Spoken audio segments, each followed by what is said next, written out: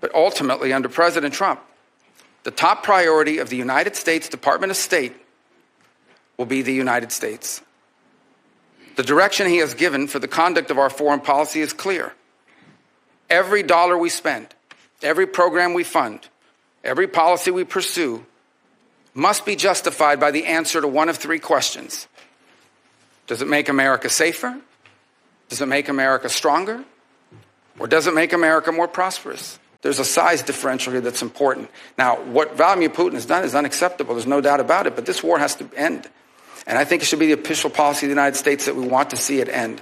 Now, what that master plan looks like it's going to be hard work. This is not going to be an easy endeavor, but it's going to require bold diplomacy. And my hope is that it could begin with some ceasefire. And we're going to have, out of the triumphalism of the end of the long Cold War, emerged a bipartisan consensus.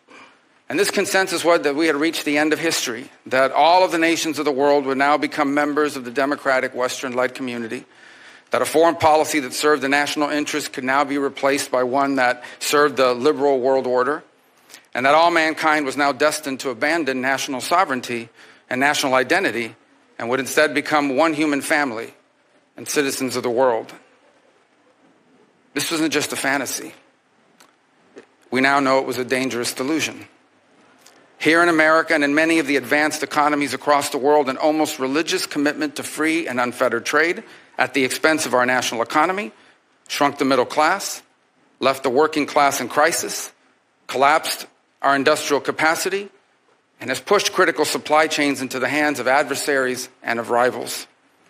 An irrational zeal for maximum freedom of movement of people has resulted in a historic mass migration crisis here in America, but also around the world.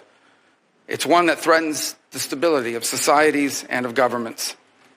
Across the West, governments now censor and even prosecute domestic political opponents. Meanwhile, radical jihadists openly march in the streets and sadly drive vehicles into our people. While America far too often continued to prioritize the global order above our core national interests, other nations continue to act the way countries always have. And instead of folding into the post-Cold War global order, they have manipulated it to serve their interests at the expense of ours. We welcomed the Chinese Communist Party into the global order, and they took advantage of all of its benefits, and they ignored all of its obligations and responsibilities. Instead, they have repressed and lied and cheated and hacked and stolen their way into global superpower status, and they have done so at our expense and at the expense of the people of their own country. In our very own hemisphere, narco-terrorists and dictators and despots take advantage of open borders to drive mass migration, to traffic in women and children, and to flood our communities with deadly fentanyl and violent criminals.